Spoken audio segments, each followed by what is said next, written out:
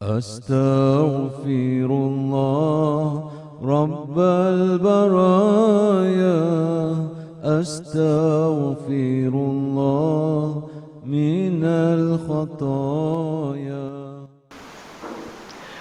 Assalamualaikum warahmatullahi wabarakatuh. Alhamdulillahi rabbil alamin wal aqibatu lil muttaqin ala umuri dunya waddin. Asyhadu an la ilaha illallah wa ashhadu anna sayyidana Muhammadan abduhu wa rasuluhu, wa nusalli wa nusallim ala habibil karim sayyidina Mustafa sallallahu alaihi wasallam wa ala alihi wa ashabihi wa man tabi'ahum bi ihsanin ila yaumiddin. Subhanaka la ilma lana illa ma 'allamtana innaka antal alimul hakim. Bishrah li sadri wa yassir li amri wa hlul 'uqdatam min lisani yafqahu qawli.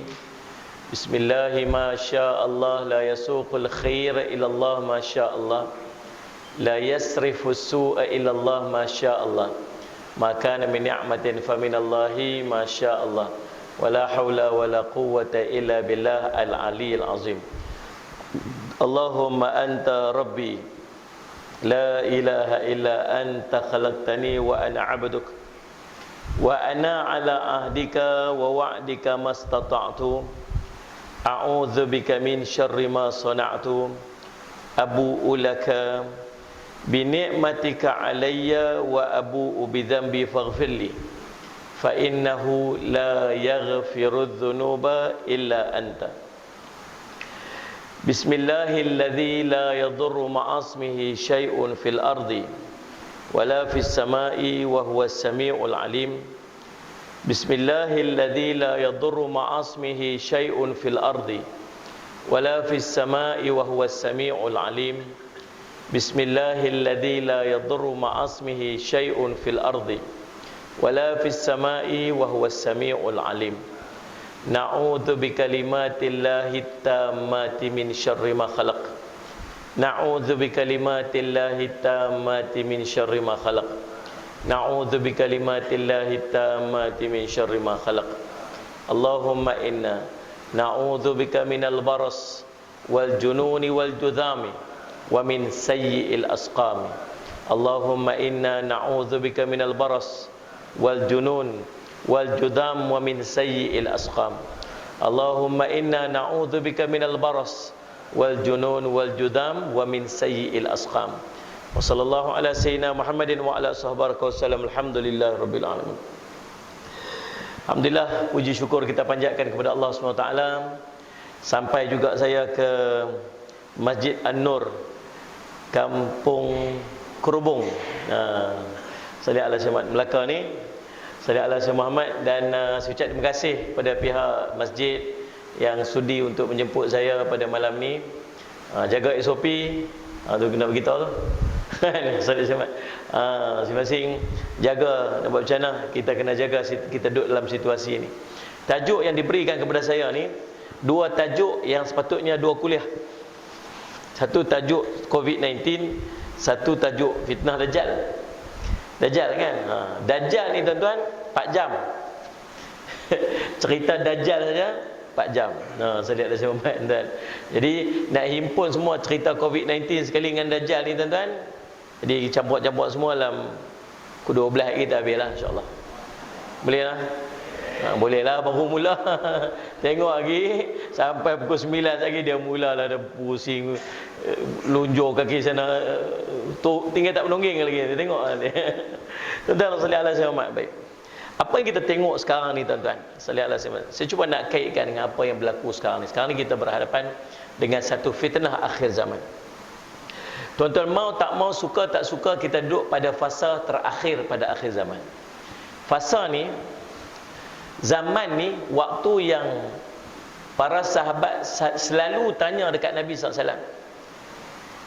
Tanya tu bukan sebab, tanya ni sebab takut dan dia tak mau duduk pada zaman ni. Pada zaman ni, sallallahu alaihi wasallam. Allahumma salli ala sayyidina Muhammad. Tuan-tuan, Nabi SAW risau pada umat dia yang duduk pada fasa terakhir sebab fitnah dia terlalu besar. Cerita fitnah Akhir zaman dipanggil zaman fitan ni, dia bermula pada kewafatan ataupun terbunuhnya Sayyidina Umar radhiyallahu anhu. Huzaifah al-Yamani radhiyallahu anhu, dia penyimpan rahsia-rahsia Nabi SAW. Lalu ditanyakan kepada Huzaifah, siapakah yang dimasukkan Nabi, kalau mati dia ni maka pecah pintu fitnah. Tahu pecah pintu fitnah ni? Pecah ni maksud kalau buka boleh tutup balik. Kalau pecah ni dia tak boleh tutup dah. Di fitnah ni dia akan bermula daripada situ. Siapa? Dengan kewafatan Sayyidina Umar radhiyallahu anhu. Bila Sayyidina Umar terbunuh, lepas daripada itu fitnah dah makin besar. Maka bergeraklah kita ni. Imam Ahmad sebut Nabi SAW cerita tentang 5 fasa. Akhir zaman ni ada 5 fasa.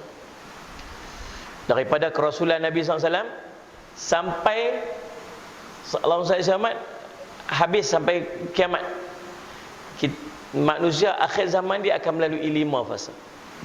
Fasa pertama, fasa an-nubuwah. Fasa an-nubuwah ni fasa Nabi dengan para sahabat ni, fasa paling hebat, fasa paling istimewa, fasa paling indah.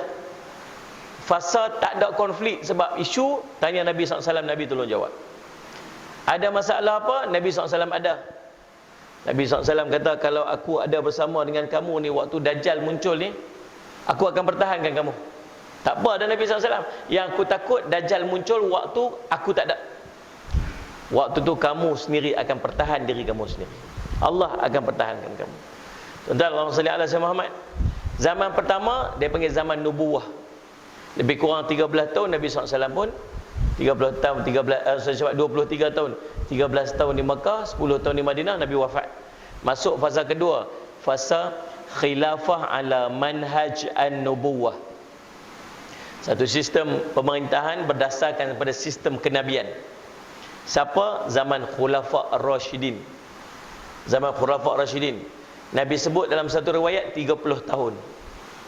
Tapi kalau 4 para sahabat Nabi SAW, Sayyidina Abu Bakar, Umar, Osman, Ali, dia berhenti setakat 29 tahun 6 bulan. Jadi ulama kata zaman ini termasuk juga zaman pemerintahan Sayyidina Hasan Ibni Ali Ibni Abi Talib, cucu baginda Nabi SAW. Sempat 6 bulan memerintah. Serah jawatan kepada Sayyidina Muawiyah, masuklah fasa yang ketiga. Fasa ketiga nama mulkan a'dhan, kerajaan yang menggigit. Tadi sebut khilafah, lah ni dah tukar jadi mulkan. Tadi khilafah satu sistem pemerintahan, dia angkat orang paling bertakwa di kalangan mereka jadi khalifah, panggil sistem khilafah. Lepas pada tu tak ada khilafah, dia panggil mulkan. Al-muluk masuk kerajaan. Kerajaan apa? Kerajaan yang menggigit. Maksud menggigit ni apa? Dua kata ulama. Yang pertama, gigit ni dengan maksud keturunan. Dapat satu jawatan, bukan lagi diangkat orang paling bertakwa, orang paling baik, melainkan turun kepada keturunan-keturunan. Daripada bapa turun pada anak, anak turun pada cucu. Maksud pertama. Maksud kedua kata ulama, menggigit ni dengan maksud mereka cuba untuk beramal seperti mana zaman kerasulan dan zaman ba'da kerasulan, zaman Khulafa' Rasyidin. Tetapi fitnah dah terlalu besar sehingga nak beramal ataupun nak memerintah seperti mana zaman sebelum tu, sepertinya kena menggigit. Kena gigit dengan geraham-geraham sebab susah. Fitnah dah memuncak. Habis fasa yang ketiga ni, kata ulama juga telah habis dengan tumbangnya kerajaan Islam yang terakhir, Osmaniyah Turki 1924. Wallahu a'lam. Masuk fasa keempat. Fasa keempat dia panggil mulkan jabari, kerajaan yang memaksa. Kerajaan yang memaksa ni, Allahumma salli ala Muhammad, tuan-tuan, kerajaan yang memaksa ni akan habis sehinggalah masuk yang kelima. Yang kelima nama dia khilafah ala manhaj an-nubuwah. Tuan-tuan dengar dah perkataan ni tadi? Ingat lagi? Fasa ke berapa? Fasa ke berapa? Fasa kedua. Sama macam fasa kedua, fasa kelima dia akan jadi sama macam fasa kedua. satu sistem pemerintahan berdasarkan kepada sistem kenabian. Kita akan sampai balik pemerintahan yang pemerintahan ni nikmat dia sama macam zaman pemerintahan Sayyidina Abu Bakar, Sayyidina Umar, Sayyidina Uthman, Sayyidina Ali. Tuan-tuan teringin nak duduk pasal tu? Kita tak mampu duduk pada zaman fasa Nabi. Nabi SAW dah wafat, para sahabat dah wafat, tapi itu zaman paling istimewa. Tapi tuan-tuan, tak mustahil tuan-tuan boleh masuk pada fasa nanti waktu tu pemerintahan balik macam zaman kedua tu. Undang-undang Islam syumul terlaksana. Waktu tu aman, damai. Seorang perempuan boleh jalan daripada Sana'a, daripada Yaman tu sampai ke Mekah dalam keadaan siapa pun tak kacau dia seorang-seorang. Tak ada orang berompak, tak ada orang mencuri. Sallallahu alaihi wasallam Muhammad. Bahkan binatang-binatang buas ni, serigala boleh makan duduk sama-sama dengan kambing. Oh, tu cerita riwayat. Maksudnya aman, damai waktu tu. Nuh, zaman fasa kelima. Tuan-tuan teringin nak duduk pasal tu? Kalau tuan-tuan teringin nak duduk pasal tu, dan kalau Allah takdirkan kita duduk pada fasa yang kelima tu, tuan-tuan kena melalui beberapa ujian. Apa ujian dia? Ingat, fasa kelima itu ulama sebut fasa pemerintahan Allahumma salli fasa pemerintahan Nabi Isa alaihi salam. Nabi Isa alaihi salam merintah teman-teman tu. Jadi kalau Nabi Isa dah memerintah, maksud dia apa? Dajjal lepaslah. Tengok ni. Nabi Isa dah memerintah, maksud Dajjal dah tak ada lah.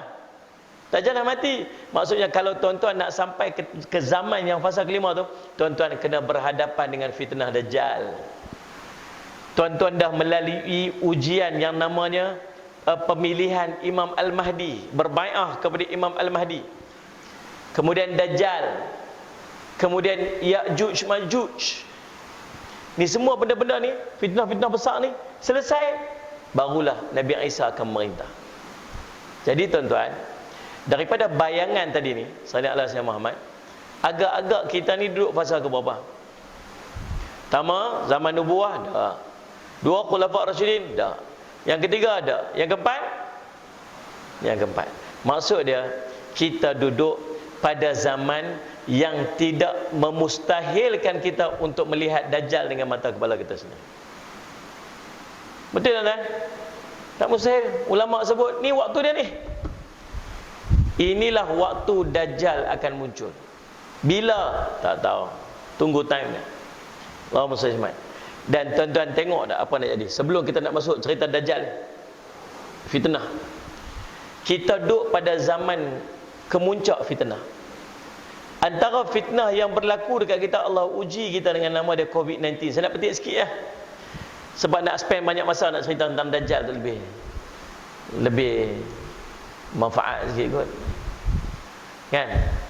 Tuan-tuan tengok, Allah bagi kat kita COVID-19 bermula 2019 Disember. Tak kena kat kita lagi.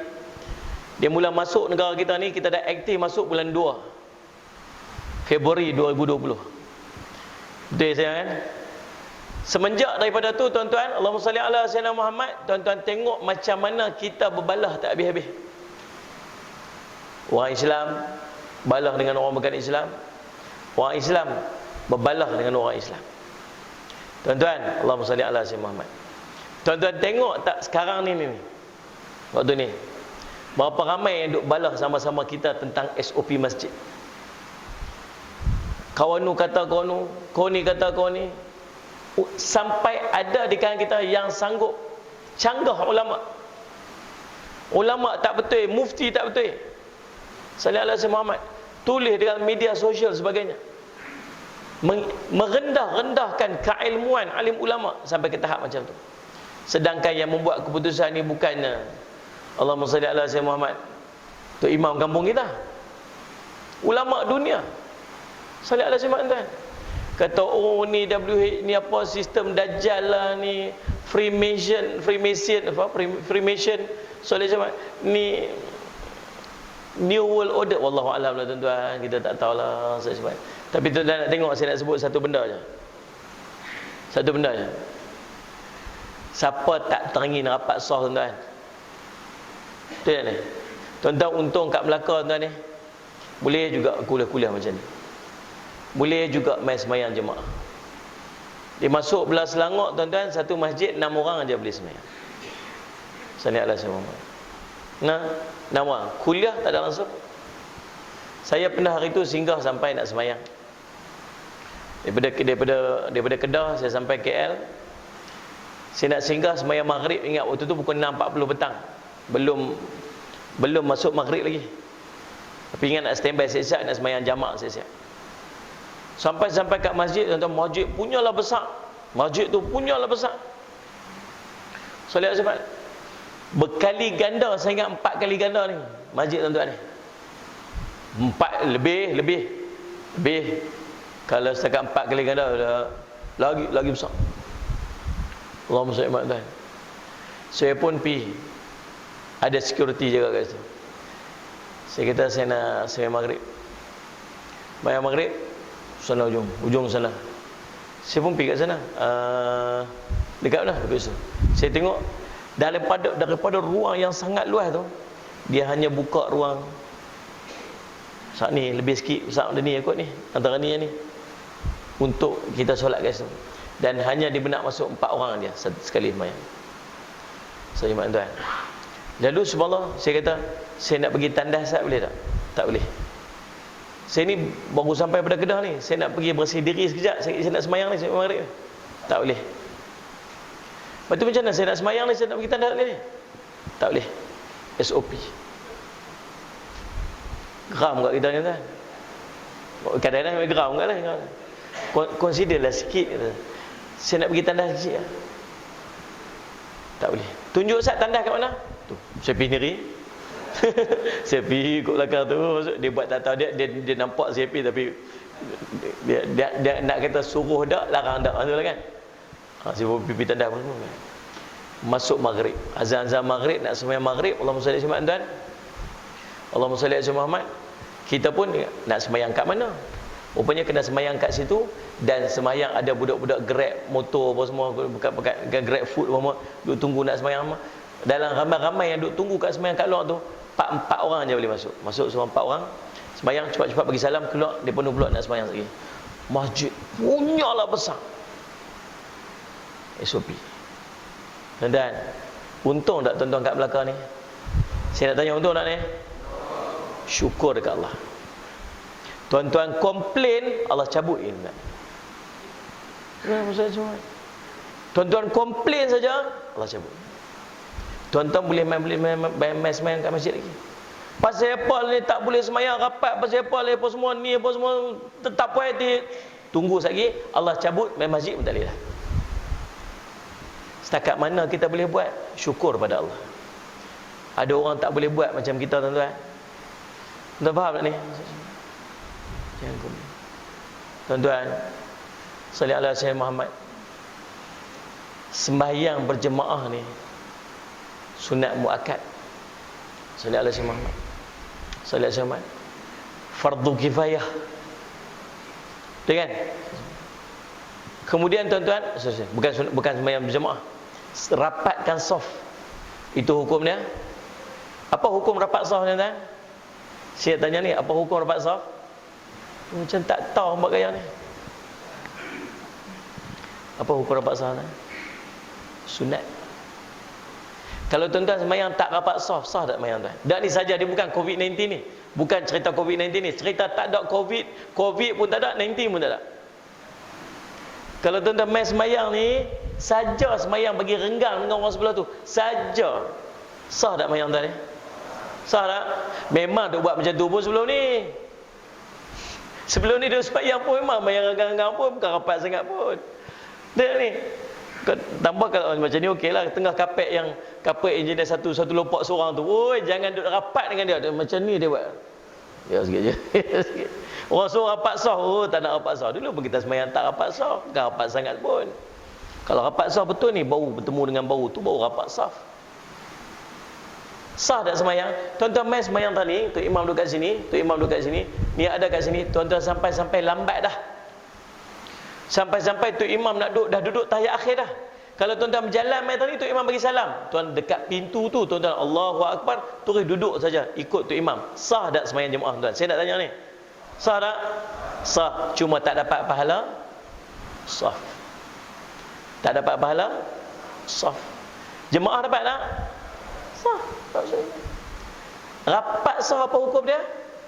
Sunat. Dapat pahala merapatkan saf. Merapatkan saf hukumnya sunat.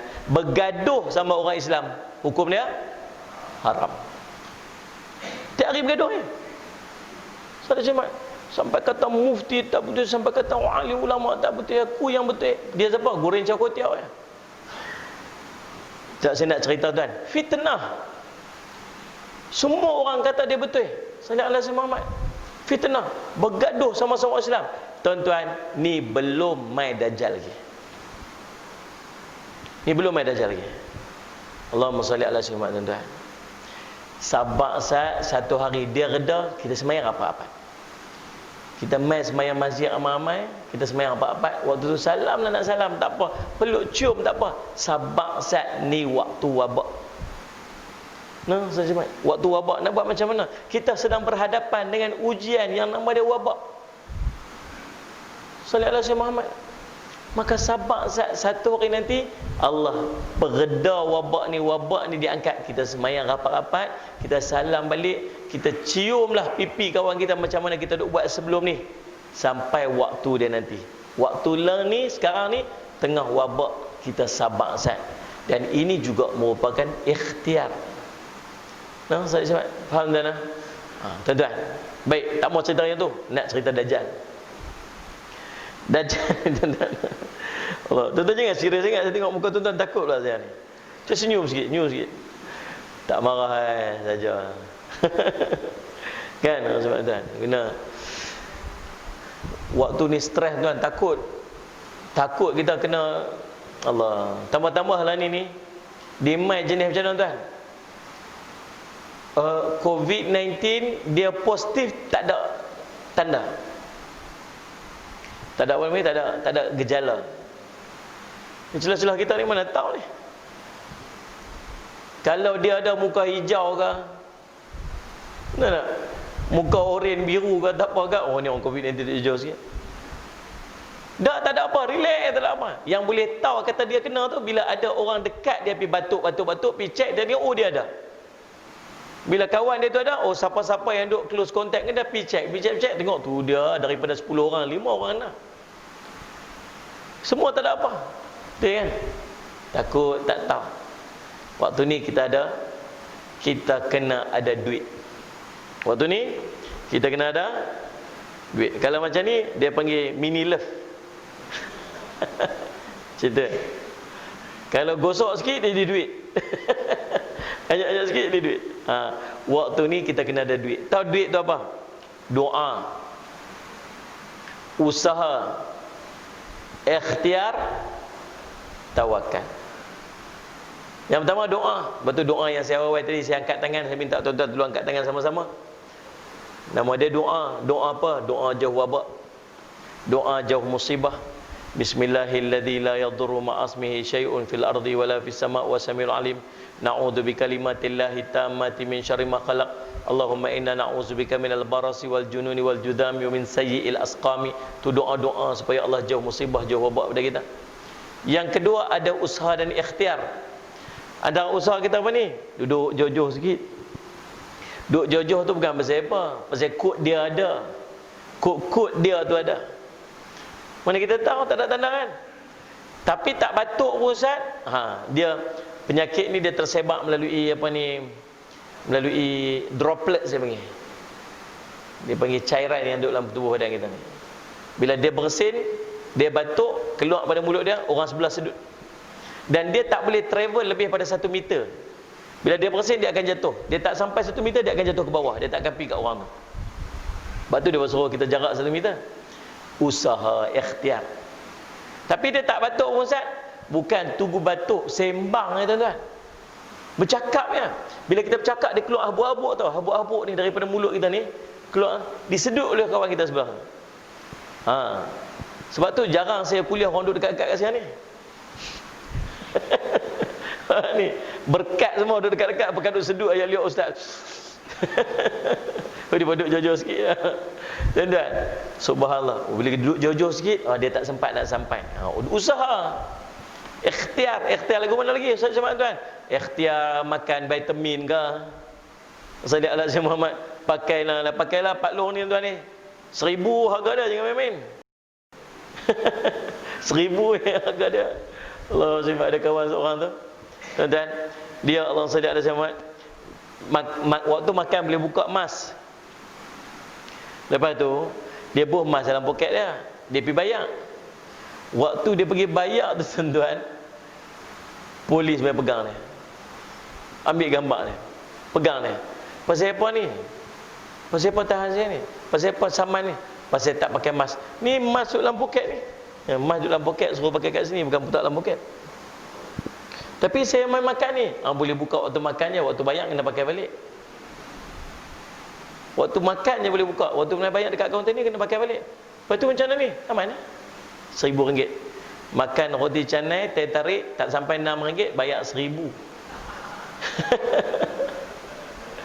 Ni pinjam pi diskaun, terkena kat 300. 300 pun duit juga dia kata.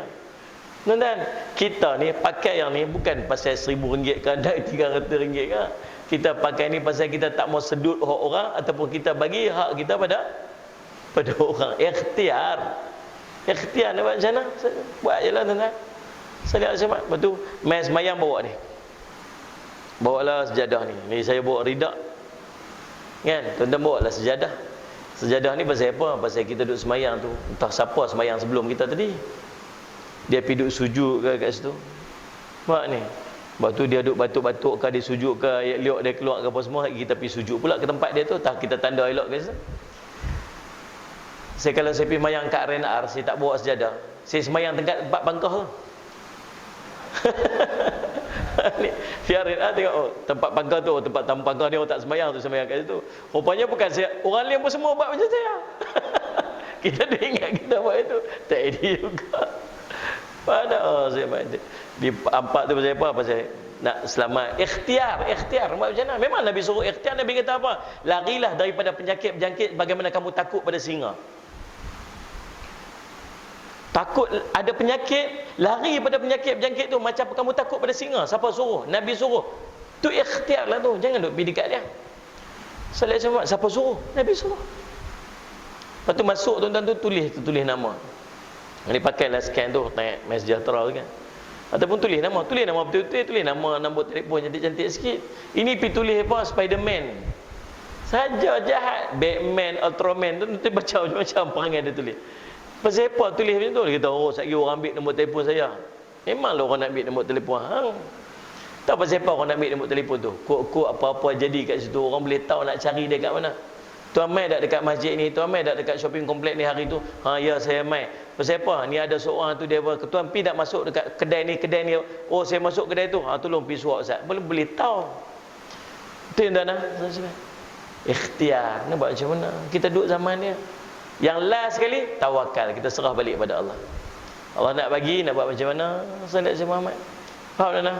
Tuan-tuan yang dirahmati oleh Allah sekalian, salat Syekh Muhammad tuan-tuan, dia panggil zaman fitnah. Baik. Tuan-tuan yang dirahmati oleh Allah sekalian, Allahumma salli ala Syekh Muhammad.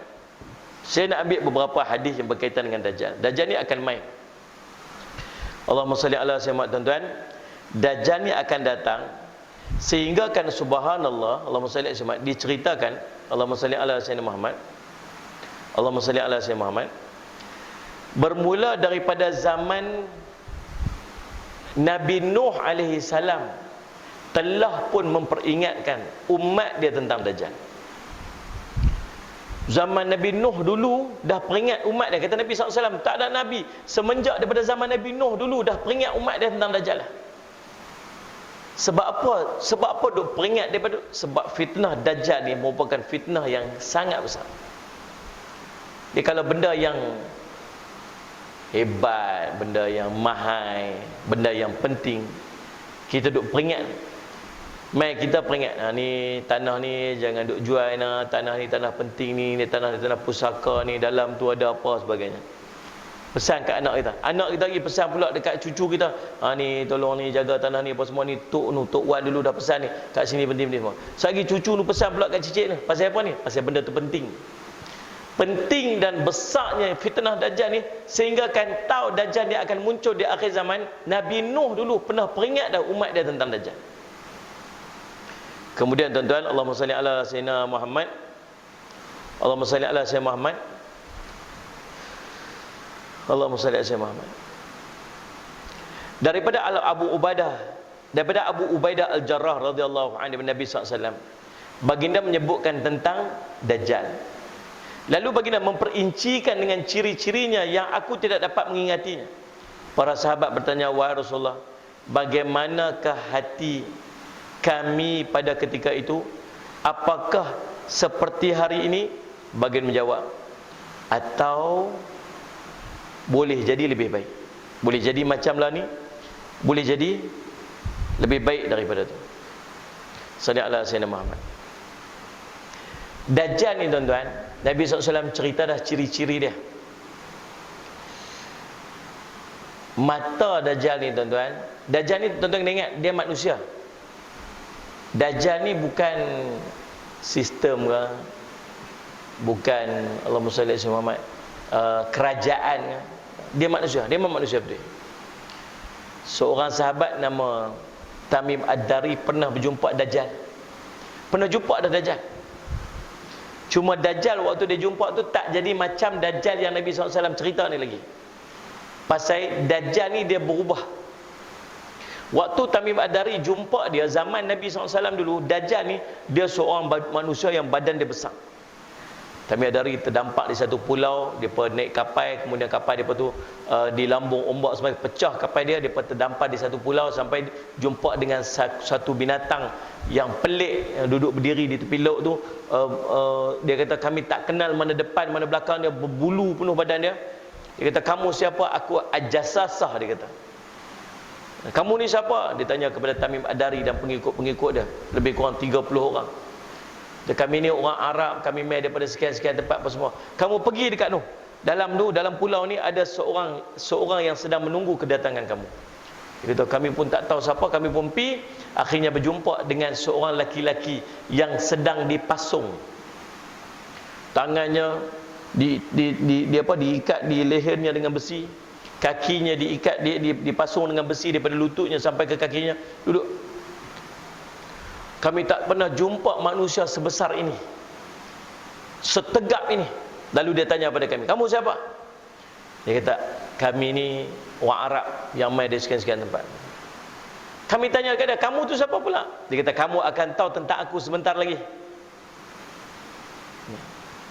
Cuma tolong jawab berapa soalan ni. 4 soalan dia tanya. 4 soalan ni tanda dia nak keluar. Yang pertama, ceritakan kepada aku tentang Allahumma salli ala Muhammad, kebun tamar di Bisan. Bisan ni nama sekarang ni Bekshan.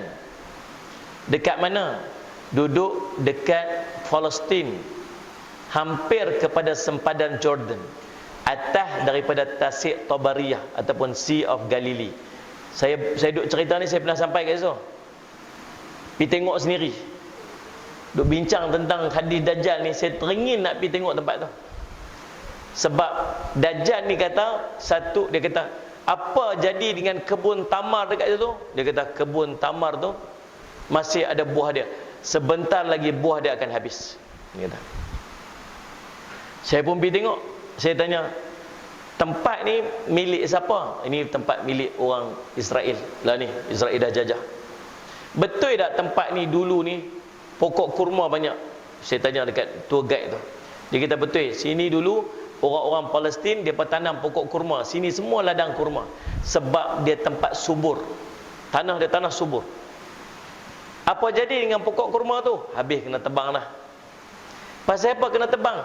Pasal orang Israel memanfaatkan tanah yang subur ini dengan menanam tanaman-tanaman komersial yang lain. Tanam limau, tanam Ustaz Syahmat beberapa jenis tanaman-tanaman lain. Pisang, sampai-sampai tengok ladang pisang punya luar tu. Israel buat. Betul tak? Dajjal kata kubur kurma akan habis. Betul. Saya tengok tak ada pokok kurma, tinggal sikit-sikit lah. Ladang kurma tinggal sikit-sikit. Yang kedua, ceritakan kepada aku tentang Tasik Tobariyah. Apakah masih ada air dia? Tasik Tobariyah dekat mana? Bawah sikit pada Bisan itu, Tasik Tobariyah. Lah ni dia panggil Sea of Galilee. Dia kata luas, sebelah sini Jordan, sebelah sana Palestin. Salih alaihi wasallam. Atau lebih kurang macam itulah. Luas. Salih alaihi wasallam. Tasik Galilee ni. Oh tak sampai Jordan. Dia duduk dalam Palestin. Yang berkongsi dengan Jordan ni Laut Mati. Lalu subhanallah dia kata, apakah masih ada air dia? Ya, masih ada air dia. Sebentar lagi air dia akan habis. Saya pun pergi tengok, tak puas hati nak pergi tengok sendiri. Pergi makan ikan bakar, tepi tu ada kedai ikan bakar. Tanya dekat dia, betul tak Tasik ni dah kering? Dia kata betul. Pergi tengok sendiri. Daripada tebing asal tu nak sampai ke gigi air tu, turun berjalan, turun sampai kat bawah, baru jumpa gigi air. Saya pun buka, waktu tu saya ingat tahun dia 2017, saya pun search dekat Times of Israel, Sea of Galilee. Salli ala Sayyidina Muhammad. Lalu tuan-tuan, Allahumma salli ala Sayyidina Muhammad. Allahumma salli ala Sayyidina Muhammad. Allahumma salli. Dia kata pada tahun itu bulan Februari, air telah turun di bawah paras bahaya, tahap kritikal, sehingga menyebabkan peladang-peladang yang mengambil manfaat daripada air itu berhadapan dengan kerugian sebab kehilangan sumber air. Subhanallah tuan-tuan. Betul tak macam Nabi SAW, macam mana Dajjal tu kata? Betul dah. Jadi tak lagi? Jadilah. Yang ketiga, ceritakan kepada aku tentang mata air Zakar. Mata air Zakar ni juga ulama kata duduk dalam Palestin. Dulu tempat tu merupakan tempat pelarian yang berimpun sebab di situ ada telaga, ada satu tasik yang luas. Jadi sumber air. Sekarang ni air tu pun dah tak ada. Daripada 30,000 pelarian waktu tu, sekarang dah tinggal 1,000 lebih pelarian sebab sumber air dah kering. Yang keempat, ceritakan kepada aku tentang seorang laki-laki yang ummi, yang mengaku dia Nabi. Apakah telah ada orang tu? Ya, orang tu telah ada dah zaman tu. Macam mana orang keadaan menerima dia, menolak dia? Orang kampung halamannya menolak dia, dan ada satu kampung pula menerima dia. Beruntunglah kepada siapa mengikut dia. Kamu tu siapa? Aku Al-Masih, dia kata. Dajjal. Aku akan keluar lepas pada ni. Aku akan keluar sebentar lagi, dia kata. Keluar dia ke dunia ni, keluar dia saja, dia akan menjelajah selama 40 hari. 40 hari. Dajjal bila dia keluar nanti, dia akan menjelajah dalam 40 hari. Agak-agak 40 hari sampai dekat kampung Kerubung ni. 40 hari sampai kan? Dia akan pergi seluruh tempat. Macam mana nak pergi seluruh tempat dalam 40 hari? Sebab bila Dajjal muncul, apa yang akan jadi? Kita akan berhadapan hari yang pelik. Hari pertama Dajjal muncul, tuan-tuan akan berjumpa dengan sehari yang panjangnya seperti setahun. Tuan-tuan boleh bayang tak? Sehari ni panjang ni macam setahun. Setahun ni, setahun. Duk siang tak habis-habis. Ni orang tanya, betul-betul physically jadi macam tu ke? Ataupun dia maknawiyah saja? Ulama kata memang akan jadi macam tu. Berdalilkan kepada soalan yang sahabat tanya dekat Nabi SAW. Ya Rasulullah, kalau kami berjumpa hari tu, kami nak semayangnya lagu mana? Sahabat tanya, kalau jumpa hari yang panjangnya sampai setahun ni, kami nak semayang macam mana? Kalau kita tanya apa tau, kami nak pergi kerja lagu mana ke? Nak paskat tu waktu mana ke? Nak semayang macam mana? Nabi SAW kata, kira-kira agak-agak time dia. Maksudnya, pagi tu mayang subuh, lepas tu kira, lepas mayang subuh sampai zuhur berapa jam? Atau pukul 6 mayang subuh, 6, 7, 8, 9, 10, 11, 12, 1, 7 jam. Kira. Sehari lepas mayang subuh tu, kira 7 jam, sehari semayang zuhur pula. Walaupun waktu tu duduk kelam pagi lagi, dah setahun. Lepas tu sat lagi Zuhur pula, Asar berapa jam pula? Pukul 1, 2, 3, 4. Kata pukul 5 lah senang, 4 jam. Lepas tu kira pula, lepas tu semayang pula, Asar pula, walaupun duduk pagi. Tuan-tuan boleh bayang tak, dalam sehari tu kita semayang subuh 360 kali setahun. Jadi dah, tunggu nanti dia main lah. Waktu tu kalau kita berjumpa hari tu, Dajjal dah bergerak dah. Gerak dah, dia duduk menjelajah dah. Hari kedua rasa dia macam sebulan, 30 hari. Hari ketiga rasa dia macam seminggu. Hari keempat dia akan balik seperti mana hari-hari biasa, 40 hari.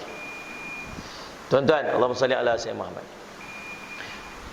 Kita nak berhenti azan dulu kan macam mana tuan mengurusi? Ke terus je? Terus je? Terus je lah? Azan? Terus je? Saya syamat. Tuan-tuan, subhanallah. Tambah. Yang keduanya tuan-tuan, apa yang akan berlaku sebelum kemunculan Dajjal ni? Kita akan berjumpa 3 tahun yang kering. 3 tahun yang kering. Kata Nabi SAW, tahun pertama 1/3 hujan tak turun. Bukan langsung hujan tak turun. Tahun tu hujan turun, tapi kurang daripada biasa. Allahumma salli ala sayyidina Muhammad. Kurang daripada biasa. Tahun kedua 2/3 hujan tak turun. Tahun ketiga langsung hujan tak turun. Setitik pun hujan tak turun. Binatang-binatang mati, pokok-pokok akan mati. Tuan-tuan, sumber makanan kita terhad. Kita kat Malaysia ni, kita ni bergantung kepada apa tuan-tuan? Hidroelektrik. Kalau salah tolong betulkan saya. Waktu saya duduk kat Yaman dulu, saya duduk mengaji kat sana. Tiap-tiap hari tak ada elektrik tuan. Kullu yaum ma fi kahraba. Tiap-tiap hari mesti tak ada elektrik. Sehari dapatlah 3-4 jam elektrik. Waktu-waktu yang lain tak ada elektrik. Duduk dalam gelap. Biasa dah. Kadang-kadang 3 hari tak ada elektrik. Kalau sampai 3 hari tak ada elektrik, handphone tak boleh pakai lah. Simpan lah. Nak charge apa tak ada lah. Laptop pun tak ada lah. Duduk sat lah, duduk diam-diam. Nak jumpa kawan pun nak kena pergi berjalan pergi lah. Saya selamat. Nak telefon-telefon, jom pergi jumpa kat kedai, tak ada lah. Kena pergi turun kat dia, pergi jumpa dia baru boleh pergi. Biasa 3 hari. Lepas 3 hari, sebulan, lepas seminggu tak ada elektrik, masuk minggu kedua, tuan-tuan tengok kereta-kereta semua bersadai kat tepi jalan. Sebab pam-pam minyak dah tak function dah. Lori-lori dah tak hantar lah. Lori-lori dah tak bergerak dah. Nak hantar apa ni, sayur ke, nak hantar, dah tak bergerak dah. Dah sangat terhad dah. Tuan-tuan, waktu tu dah mula dah susah nak dapat bekalan-bekalan makanan. Sebulan tak ada elektrik. Ni kata Habib Ali Zainal Abidin dia. Saya tak pernah sampai duduk dalam posisi sebulan tak ada, tapi dia pernah. Dia kata waktu tu gas tak ada, kena pakai kayu api balik. Kita ni tuan-tuan, negara kita ni bergantung hidroelektrik. Pernah jadi kemarau dulu sampai kita punya empangan kita ni dah kering, catu air. Waktu tu tuan-tuan saya baca akhbar, fenomena tu nama El Nino ke, El Nino nama dia. Waktu tu dalam senarai akhbar tu dia suruh sediakan di rumah kita tu torchlight, sediakan bateri yang mencukupi, sediakan apa, sebab dia antara kesan daripada keringnya air empangan ialah kita akan berhadapan dengan masalah elektrik. Lebih kurang macam itulah yang saya baca. Tuan-tuan, bayangkan setahun tak ada air. Saudara, kita ni, saya duduk sembang dengan kawan saya, dia kata, Ustaz, kalau Dajjal mai time kita ni, teruk kita lah. Pasal apa? Pasal iman kita tengah lemah. Memang Dajjal akan turun waktu iman manusia tengah lemah kan? Dajjal akan muncul waktu iman kita tengah lemah. Kalau Dajjal turun zaman para sahabat dulu, tak ada benda nak makan, lapar ni, ju'an jiddan, lapar yang terlampau sangat. Para sahabat biasa tak makan, rajin puasa. Kita makan banyak tuan-tuan. Sekali habis kuliah makan lagi. Ada kan makan? Ada. Sebelum kuliah dia makan. Saudara Syekh Muhammad, duduk dalam keadaan susah miskin. Biasa para sahabat kita ni duduk senang lenang. Ni dalam kuliah ni, aircon lah, kapet elok apa semua. Saudara Syekh Muhammad, balik rumah tidur dalam aircon. Kalau aircon kita rosak tak boleh tidur kan. Pergi kerja esok mata merah. Pasal apa ni? Tak boleh tidur. Siapa? Aircon rosak semalam. Tak boleh tidur kan. Ni. Habis sangat aircon rosak tu kan, mai time-time panas tau, buka pintu peti ais tu, tidur depan peti ais. Ada. Tuan-tuan boleh bayang tak? Tiba-tiba saja semua benda yang kita sedang sedap nikmat ni dia cabut je. Aircon tak ada, kipas tak ada, rumah panas, cuaca panas, hujan tak turun, makanan tak ada. Lapar sangat. Allahumma salli ala sayyidina Muhammad. Kenderaan ada, tak boleh pakai, minyak tak ada. Nak naik basikal pun tak larat, penat, letih, sakit. Sallallahu alaihi wasallam Muhammad. Kebuluran. Tuan-tuan boleh bayang tak? Macam mana keadaan kita waktu tu? Dan tiba-tiba muncul seorang yang dia mengaku, ana rabbukum, aku Tuhan kamu. Kita tengah ni, Allah lapar. Ya Allah, laparnya tak ada benda nak makan. Ya Allah ni sakit ni, anak duk merengek ni, anak menangis ni, apa semua-semua. Susah ni, susah, panas ni. Dia mai tuan-tuan naik satu grup yang sangat besar ni. Bukan Ustaz Ebit Liu. Tak apa main tak berakhir kita. Dia mai satu grup ni. 70,000 pengikut dia. Dia mai sekali-sekali dia mai 70,000 pengikut dia. Dia mai-mai dia kata apa? Hai, orang kampung Kerubung. Salah sebut itu termarah. Ana rabbukum, aku Tuhan kamu. Aku Tuhan kamu. Tuan-tuan rasa tuan-tuan nak ikut dia tak boleh? Tuan-tuan kenal dia. Nabi cerita. Saya pun nak cerita kat tuan-tuan dengar. Kalau dia main nanti, tuan-tuan boleh tahu kata tu Dajjal. Mata dia buta sebelah, kata Nabi SAW. Mata dia buta sebelah. Belah sini buta, sebelah sana dia macam anggur kering. Belah kiri dia mata dia buta. Di dahi dia tulis kaf, fa, ra. Semua orang kerti baca. Tuan-tuan yang kerti baca Jawi, tak kerti baca Jawi, boleh baca, tak kerti baca Quran, semua kerti baca. Di dahi dia tulis kaf, fa, ra. Dia tinggi. Sallallahu alaihi wasallam, rambutnya kerinting. Memakai jubah. Diikut oleh 70,000 orang. Sallallahu alaihi wasallam, daripada orang-orang Yahudi mengikut dia. Kalau macam tu punya description, tuan-tuan, kalau dia main malam ni, tuan-tuan kenal dia agak-agak. Tahu dia masuk belah-belah pintu muslimat tu, macam dia apa kat belakang. Masuk jumpa kita.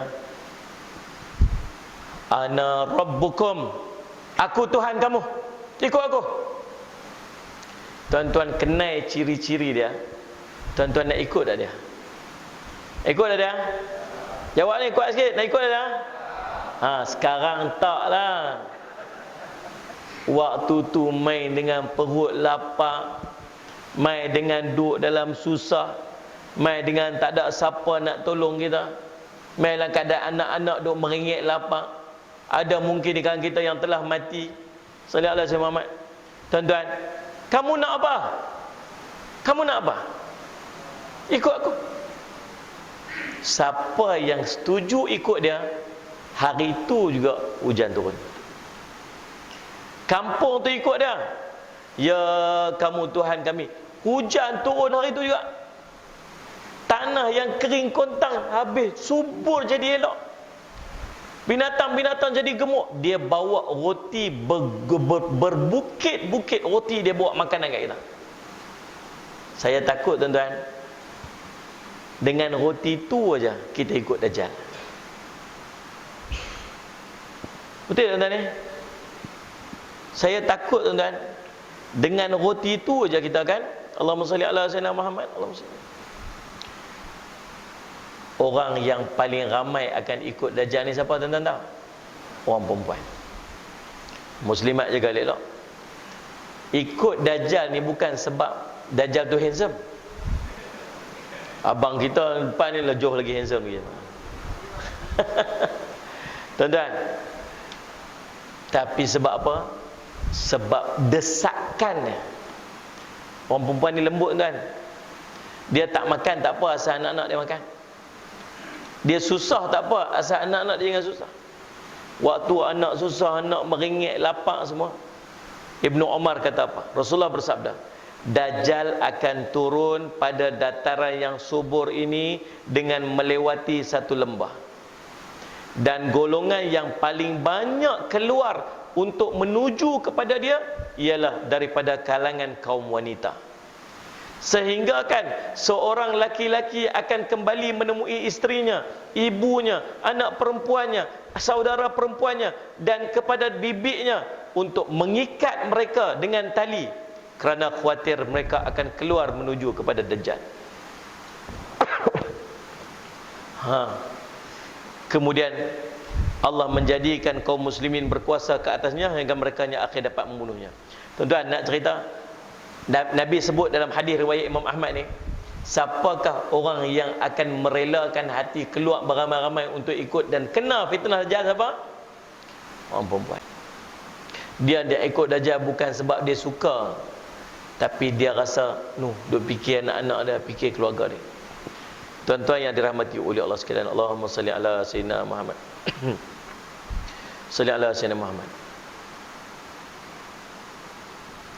Allahumma salli ala sayyidina Muhammad. Kemudian antara fitnah yang akan dibawa oleh Dajjal, Dajjal ni dia akan menjelajah ke seluruh dunia, dia akan pergi semua tempat. Semua tempat. Tak ada tempat yang dia tak pergi. Termasuk kampung kita ni dia akan sampai. Dan jangan dia tak sampai lah. Kita kampung Kerubung dia tak sampai ke Ustaz, kok dia cari tak jumpa. Saya pun cari jumpa. Kan? Tahu pakai apa? GPS. GPS, tahu GPS maksud apa? Guna pun sesat. Daripada rumah dia set, daripada hotel dia set. Mana? Oh sebab 25 minit. Okey, sampai lebih kurang. Sampai tepat lah. Teknologi.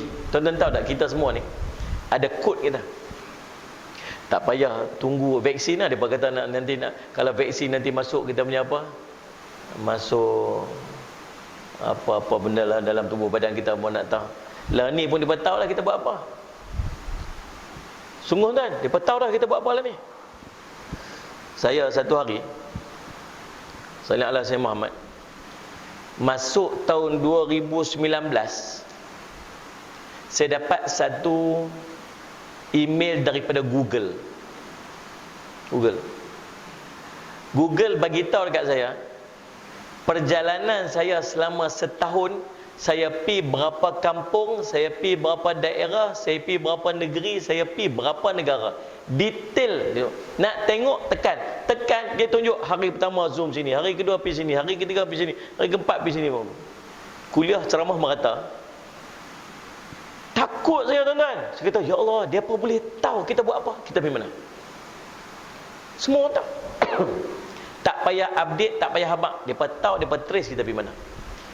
Tuan-tuan pernah tak tuan-tuan, satu hari tuan-tuan duduk sembang dengan isteri tuan-tuan, kita ingat kita tukar kereta kot lah, duduk pakai kereta ni lama dah, kita beli Toyota Avanza atau tak best, kita beli X50 lah. Cerita kat bini kita beli X50 lah, X50 yang baru ni, Proton, dia kan nama dia X50 tu, dia X50 ni. Tak dan siang tuan-tuan, dia keluar dalam Facebook kita tu iklan X50. Itu pernah jadi tak tuan-tuan? Dia keluar iklan tu, kita tahu, mana dia tahu kata ni? Berantu sungguh Facebook ni. Tuan-tuan, baru ni saya sampai. Saya ke Malangan tuan, semalam saya accident. Saya nak main sini, saya nak main Melaka. Semalam saya ada ceramah semalam. Sampai dekat apa ni, Allah Muhammad SAW dekat Dengkil tu, tiba-tiba ada kereta melintas dekat traffic light. Kita ada jalan elok dah. Tiba-tiba kat depan tu, gam saya bagi. Alhamdulillah Allah selamatkan saya. Malam tu ceramah lagi. Pergi ceramah, tuan-tuan saya Jumat. Jadi subhanallah saya Jumat tuan. Cerita waktu saya dalam perjalanan nak mai ke KL dulu. Kereta saya ni dia bunyi kuat. Dia bunyi angin masuk kuat tau. Kita laju dia bunyi angin masuk. Tak puas tau. Lalu saya kata kat kawan saya, driver saya tu, dia kata, cari sat kat mana aku ada jual getah ni supaya dia angin tak masuk lah. Dia pun carilah kedai aksesori. Dia duduk sebelah saya duduk buat kereta. Kedai aksesori dia. Telefon dia ada tak? Oh tak ada stok, habis stok. Okey tak apalah. Tak ada stok tak apalah, kita balik lah. Saya pun tak edit pergi kedai aksesori tu pun saya balik. Sampai kat rumah buka Facebook.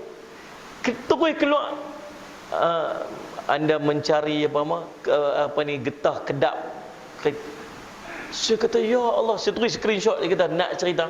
Padahal bukan saya cari. Saya tak cari pun. Siapa cari? Kawan saya cari. Dan bukan dia cari kedai getah tu, dia cari kedai aksesori. Dia tak sebut pun getah tu. Nak cerita tuan-tuan, punya dahsyat. Ni bukan hantu tuan. Ni bukan pakai jin punya. Ni teknologi nama dia. Teknologi. Saya ada produk susu saya. Produk susu. Produk susu saya tu, saya duk iklan. Tahu saya iklan macam mana? Masuk FB Ads. Dia ada satu teknologi, tuan-tuan masuk tu, tuan-tuan bayar lah apa-apa semua untuk iklan tu. Kalau dia lalu dekat wall seorang, dia lalu kat tuan, tu kata, "Oi, tengok ni, Ustaz Jafri, tengok." Tuan-tuan tengok sekali, dia akan keluar dalam tuan-tuan punya Facebook tiap-tiap hari sampai tuan-tuan akhirnya kena beli ke? Meluat aku tiap-tiap hari tengok beli dia. Sampai macam tu. Dia panggil, so dia semak apa iklan hantu ni. Dia menghantui kita tuan-tuan. Tiap-tiap hari dia main teknologi. Kalau macam ni dia boleh buat kat kita tuan-tuan, awak ingat Dajjal tak boleh cari tuan-tuan. Teknologi ni teknologi dia. Sistem ni telah disusun untuk menunggu kehadiran dia, kemunculan dia. Nanti dia keluar tuan-tuan, dia guna, dia utilize sistem ni je untuk cari tuan-tuan. Kita semua ni ada kod dia. Depa pernah try tuan-tuan sekali tutup handphone.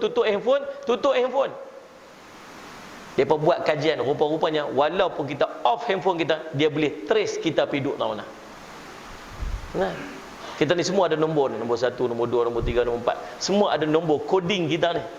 Depa simpan data kita. Tunggu sampai waktu dia keluar, dia tahu nak cari kita tahu mana. Tuan-tuan nak lari mana? Lari mana? Bila dia mai kat kampung kita ni, kampung Kerubung. Lalu solat Jumaat. Sebelah kampung Kerubung nama apa? Kampung apa sebelah ni? Kampung mana? Tak tahu nama apa. Bukan orang sini kot. Kampung apa? Apa Manis? Tanjung Manis. Tanah Merah. Sebelah ni Tanah Merah. Di kampung Kerubung. Dajjal sampai kat Tanah Merah tu. Cerita hari itulah. Dia ni Dajjal ni tuan-tuan tahu dia bergerak dengan apa? Dia punya kenderaan dia, Nabi SAW cerita, bergeraknya seperti angin, seperti awan yang ditiup angin. Tuan-tuan tengok awan tiup angin tu macam mana? Laju. Tuan-tuan pi awan tu bergerak tuan-tuan 400, 500, 600, 700 km sejam. Kita duduk bawah ni nampak gerak tuan. Laju tuan kat atas. Macam itulah pergerakan Dajjal ni, dia nak pergi ke satu tempat. Dia naik satu kenderaan kaldai kata Nabi. Yang lehernya 40 hasta, yang telinganya 40 hasta ni. Saya tak tahulah nak gambar apa, saya tak tahulah. Kita duk bayang-bayang macam jet ke, macam kapal terbang ke, tak tahulah. Cuma bergerak macam tu, laju. Dia pun sampai ke tempat kita. Bila dia sampai ke tempat kita ni tuan-tuan, Allahumma salli ala Muhammad, dia suruh kita ikut dia. Waktu tu dia akan bawa pada kita ni dua bentuk yang dia akan offer dekat kita. Tuan-tuan kena ingat, suasana waktu tu kita dalam susah. Panas, kering, hujan tak ada, lapar. Sallallahu alaihi wasallam Muhammad. Dia bawa dekat kita satu yang panas membakar, berapi. Kita rasa panas dia. Satu lagi, dia bawa kat kita air yang sejuk. Kita rasa sejuk air tu. Nabi kata kat kita, ingat ni pesan Nabi SAW ni. Solat Jumaat. Nabi kata kat kita, kalau Dajjal bawa air yang sejuk itu, itulah sebenarnya api yang membakar. Yang api yang membakar itu, itulah air yang sejuk. Pergi dekat api itu, pejamkan mata kamu, masuklah ke dalam dia. Itulah air yang sejuk. Yang Dajjal kata neraka, itulah syurga. Yang Dajjal kata syurga, itulah neraka. Tuan-tuan yang duduk Masjid An-Nur ni semua dengar kan? Saya sebut apa ni? Dengarkan apa Nabi SAW sebut ni? Dengar. Nanti bila Dajjal sampai bawa api, bawa air, tuan-tuan nak pergi dekat mana? Api, sembang. Pejam mata puji pun. Inilah pertembungan di antara iman dengan apa yang tuan-tuan nampak pada zahir. Pergi tengok nanti api ni. Teringat ni hadis malam ni. Oh, Nabi kata apa? Kalau pi nanti jumpa api tu, jangan jumpa air, jangan pi ke air tu. Pi dekat api tu. Situlah air yang sebenarnya. Bila sampai ni, betul kan ni? Panas ni duk berasa panas ni. Sagi kalau betul-betul apiin je mana? Yang ni betul-betul duk berasa ni. Yang Nabi kata tu, Nabi sebut je, kita pun dengar je. Entah betul entah tak ni. Ujian iman. Tuan-tuan faham tak ni? Saya cuman. Lepas tu dia kata kat kita, ikut aku. Ni dia kata kat orang apa ni, Tanah Merah. Tanah Merah kan? Ada orang Tanah Merah ni? Ada. Ni orang Tanah Merah zaman tu, waktu Dajjal ada tu. Dia main-main, dia kata ikut aku. Orang Tanah Merah kata apa? Tak mau ikut kamu. Tak mau, kamu tu Dajjal. Kamu nak apa? Tak mau, kamu tu Dajjal. Tak mau. Tak apa. Tak mau ikut aku. Tak apa. Dalam riwayat cerita, Dajjal keluar daripada tempat tu. Esok tu, tempat itu akan musnah. Habis. Seluruh harta-harta mereka akan musnah. Tuan-tuan, lagu mana agak? Bom kot. Lepas satu bom, habis selesai. Boleh jadi tuan-tuan? Tak tahu, wallahualam. Habis dah hancur kat sana dah. Kita duduk kat sini nampak tu. Bunyi dentuman lah, hancur, meletup, terbakar lah, macam-macam. Kita takut ni. Dengar-dengar Dajjal dah on the way nak main sini dah. Duk bergerak nak main sini. Terus pengurusi panggil, mai semua mesyuarat AJK. Habis semua orang kampung semua berimpun ni. Macam mana kita nak buat ni? Macam mana kita nak buat ni? Salat Rasul Muhammad. Macam kita nak buat ni? Dajjal dah nak main. Seorang kata apa? Jangan itu Dajjal tu, fitnah tu, itu ustaz mai cerita kat sini lah. Cerita Dajjal tu, siapa ikut fitnah Dajjal habis dah dia. Seorang ni angkat tangan kata apa? Dajjal juga. Lapak ni. Ni anak-anak kat rumah tak makan. Kita ni duduk dalam susah. Macam mana keadaan kita nak buat ni? Kalau kita tak ikut Dajjal tu, tengok apa jadi tu. Apa jadi dekat kampung belah tu. Kalau kita tak ikut dia, mati kita ni. Tanya aku Tok Imam. Tok Imam nak mati ke? Saya fikir lain. Betul, dia main ni, kalau dia main segini, kita kata kita ikut dia bagi makan kat kita. Anak-anak kita dapat makan. Nanti seorang angkat tangan apa? Tak apalah, kita mengaku pilih ikut dia. Satgi dia pi, kita main sembahyang balik macam biasa. Macam boleh pakai ke idea tu? Kalau kita tak ikut dia, kita mati habis. Mati esok nak sembahyang lagu mana dah? Kita berlakon pilah, kata kita ikut dia. Nanti bila dia pi nanti, kita balik sembahyang macam biasa. Boleh dah buat itu tuan-tuan? Ikut dia saja, habis fitnah. Waktu tu di antara mati dengan ikut dia aja. Mana dapat? Tuan-tuan boleh faham tak ni? Oh, tak apalah, darurat macam mana darurat. Tuan-tuan, sungguh dia sampai ke tempat kita. Kita semua berdiri depan dia. Takut tak berani angkat kepala. Ana rabbukum, aku Tuhan kamu, ikut aku. Semua tak berani angkat kepala. Kamu nak apa? Kamu nak apa? Kamu nak jadi macam tu? Kamu tengok tak kamu sebelah dia macam mana? Habis kan? Hancur kan? Tak ada apa dah kan? Kamu nak jadi macam tu? Dalam kepala kita ni, biar kalau tak ikut segi matilah, segi anak-anak macam mana lah, segi ni kita tak bayar lagi. Dia main keluar semua ni. Rumah macam mana, apa ni, macam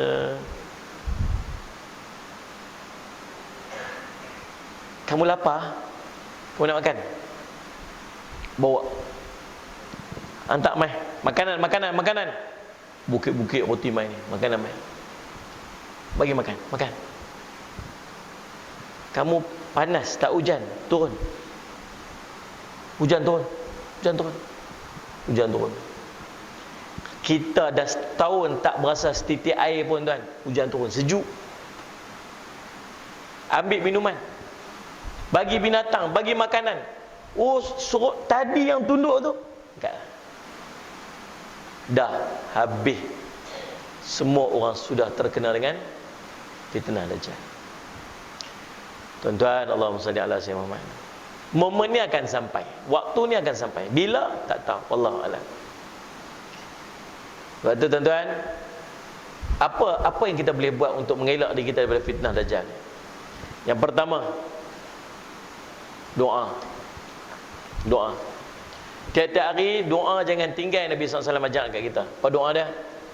Waktu kita duduk tahiyat akhir, sebelum kita bagi salam, baca Allahumma inni a'udzubika min azabi jahannam wa min azabil qabr wa min fitnatil mahya wal mamat wa min fitnatil masihid dajjal. Itu salah satu lafaz doa dia. Saudara semua, baca doa tu. Ya Allah, jauhkan aku ni daripada azab api neraka jahannam, daripada fitnah hidup di dunia, fitnah selepas mati, azab kubur, fitnah hidup dunia, fitnah lepas mati, dan jauhlah aku daripada fitnah al-masih dajjal. Itu di antara doa dia. Yang kedua, hafaz 10 ayat terawal surah Al-Kahfi dan beramal dengan 10 ayat terakhir surah Al-Kahfi. Apa yang Nabi SAW sebut? Nanti bila jumpa Dajjal, baca ayat ni, 10 ayat terawal surah Al-Kahfi. Bismillahirrahmanirrahim. Alhamdulillahilladzi anzala ala 'abdihi al-kitaba wa lam yaj'al lahu 'iwaja qayyiman liyundhira ba'san shadidan min ladunhu wa yubashshirul mu'minin alladzina ya'maluna shalihat, sampai habis 10 ayat terawal.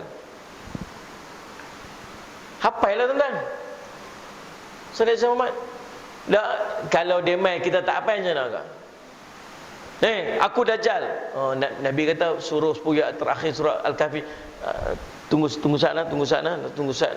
Mana dia cari tak jumpa pula sana, tunggu sana. Gambarkan dia. Dia pelangkung kepala kita dulu lah, jawab dia, tuan-tuan. Hafazlah. Hafaz 10 ayat terawal surah Al-Kahfi dan beramal dengan 10 ayat terakhir surah Al-Kahfi. Sallallahu alaihi wasallam. Boleh tak? Jadikan paling tidak seminggu sekali baca. Paling cantik tiap-tiap hari baca. Guru saya ajak baca lepas asar tiap-tiap hari 10 ayat terakhir 10 ayat awal surah Al-Kahfi itu, beramal setiap hari lepas asar. Ni waktu kita duduk baca akhir zaman ni fitnah. Allahumma salli alaihi. Kalau tak boleh pun seminggu sekali baca. Hari Jumaat tu pagi-pagi ke petang ke baca 10 ayat terawal daripada surah Al-Kahfi. Bagi lama-lama, bagi dia lekat hafaz elok. Yang ketiga, kata ulama, nak elak pada fitnah Dajjal, dia pi duduk di 2 tempat ni yang Dajjal tak boleh nak pi. Mana? Mekah, Madinah. Bukan cerita Dajjal mai sekarang pun tak boleh pi dah. Siapa dah pi haji dah? Woi, tak ada orang pergi haji sini. Astagfirullahaladzim. Tanya, angkatlah tangan tengok. Siapa pergi haji dah? Orang yang dah pergi haji dah, berkemungkinan tak ada peluang nak pergi haji lepas ni, ataupun nak pergi umrah pun jadi susah dah, pasal dia akan ambil pada orang yang tak pernah pergi lagi. Keutamaan dia pula kepada orang-orang daripada umur-umur tertentu saja, sebab dia limitkan sekarang. Tuan-tuan boleh bayang tak zaman fasa Dajjal betul-betul main nanti? Bukan cerita nak pergi Mekah, nak keluar rumah pun tak boleh, makan tak ada, lapak, kereta pun tak boleh berjalan, panas, kering. Bukan nak cerita pergi Mekah. Bahkan waktu Dajjal muncul, dia tak boleh masuk Madinah.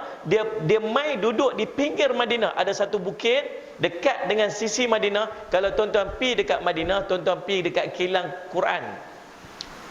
Betul tak? Dia bawa dak lawatan pergi kilang Quran tu, dia bagi kita Quran seorang satu tu. Tuan-tuan, waktu kita beratok nak masuk kilang Quran tu, kita beralih ke sebelah kanan tu, tengok di atas kanan tu ada satu bukit. Atas bukit tu ada macam istana warna putih kat atas bukit tu. Dia kata itulah istana yang telah dipersiapkan untuk Dajjal. Sebab daripada istana tu dia boleh observe apa yang ada dekat dalam Madinah. Dan waktu dia sampai ke istana tu berlaku gegaran. Orang-orang munafik yang duduk dalam Madinah akan keluar daripada Madinah macam cacing yang kepanasan. Keluar. Yang tinggal tu orang mukmin, tuan-tuan. Kita tak tahu, kalau takdir memang Allah waktu tu Allah takdirkan kita nak selamat Dajjal, kita boleh duduk dalam Madinah, dalam Mekah. Alhamdulillah. Allah takdir kita duduk dekat ni Melaka. Yang keempat, kalau Dajjal betul-betul main nanti, tuan-tuan, Allahumma salli ala Muhammad, larikan diri daripada dia. Lari daripada dia. Kalau dengar dia sampai dekat satu tempat tu, pi lari, jangan duk pi bertembung dengan dia. Lari. Kalau boleh bawa anak keluarga kita, bawa lari. Pi duduk. Salli ala Muhammad, pi lari satu tempat yang dia tak ada. Kalau mampu untuk kita lari. Tapi wallahu alam, tuan-tuan, kita tak tahu situasi waktu tu macam mana, tak tahu. Kita doa pada Allah agar Allah selamatkan kita daripada fitnah Dajjal, insya-Allah. Mudah-mudahan ini manfaat kepada kita, tuan-tuan. Saya ucap terima kasih. Lajak dah sikit. Salli ala Muhammad. Sepatutnya berhenti 8.30 dia, dah berhenti 8.45. Lajak sikit 15 minit. Tadi berita nak berhenti ke 12 memangnya, tuan-tuan. Tuan-tuan boleh tunggu ke sampai ke 12 ni? Tunggulah, tuan-tuan, saya nak balik. InsyaAllah kita jumpa lagi dalam masa yang ketiga. Terima kasih kepada Tuan Pengerusi, kepada pihak AJK Masjid An-Nur, Kampung Kerubung. InsyaAllah kita mudah-mudahan Allah berikan keizinan kepada kita untuk berjumpa lagi di lain masa dan ketika, insyaAllah. Dan untuk itu saya minta sikit masa untuk saya buat sikit pengumuman. Yang pertamanya, saya ada madrasah di Bandar Baru Kedah. Yang madrasah saya ni ada tahfiz, ada pratahfiz, ada warga mas, pengajian-pengajian umumi dan sebagainya. Dan saya tidak mengenakan sebarang yuran. Ada 8 ekar yang saya buat dekat sana. Dan Ustaz Syamad, dan kami mencari dana dengan membuat penjualan susu faiz, susu kambing yang kami campur dengan beras perang, dengan kurma, dengan ginkgo biloba, untuk anak-anak seusia 2 tahun ke atas sampailah warga emas, semua orang boleh minum. Buat bancuh dalam gelas, dalam cawan, dengan gelas dalam cawan tu. Jadikan amalan pada setiap hari, insya-Allah. Dia tak bau susu kambing pasal ada beras perang kat dalam tu. Jadi orang yang tak biasa minum susu kambing boleh minum, insya-Allah. Ni untuk dana. Jadi kalau tuan-tuan nak beli nanti, tuan-tuan niatlah beli itu untuk bantu madrasah saya, insya-Allah. Tuan-tuan dapat susu, dapat juga bantu untuk madrasah saya, dan insya-Allah ada manfaatnya. Dan yang majuan ni adalah ejen kita dekat sini. Nanti kalau tuan-tuan nak beli lagi, tuan-tuan boleh dapatkan nombor telefon dia, insya-Allah. Pertama. Yang kedua, tuan-tuan doakan dekat saya.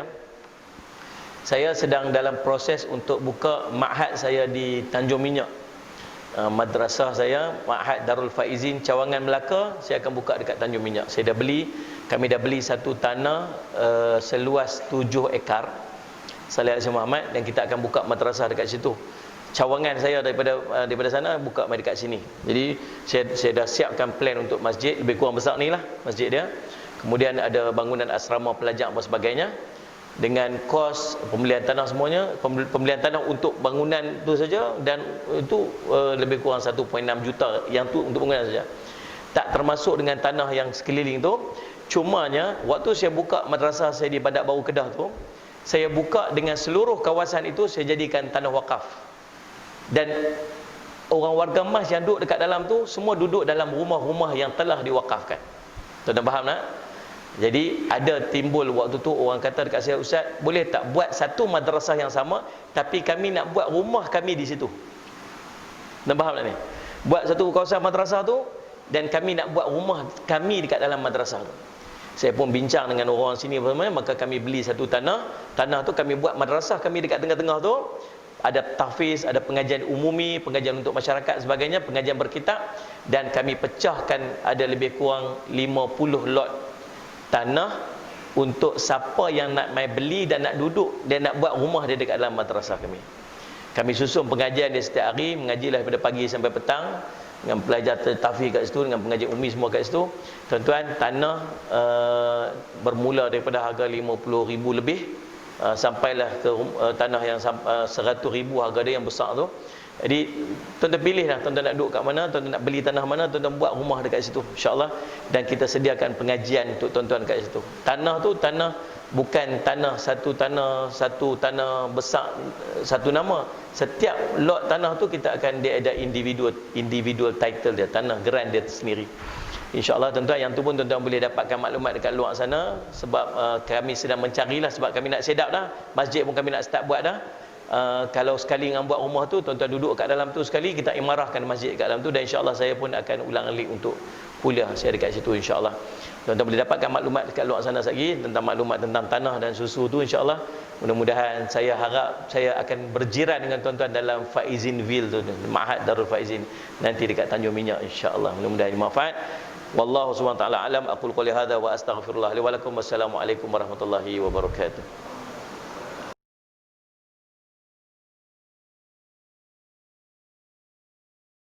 Astaghfirullah Rabbal baraya, astaghfirullah minal khataya.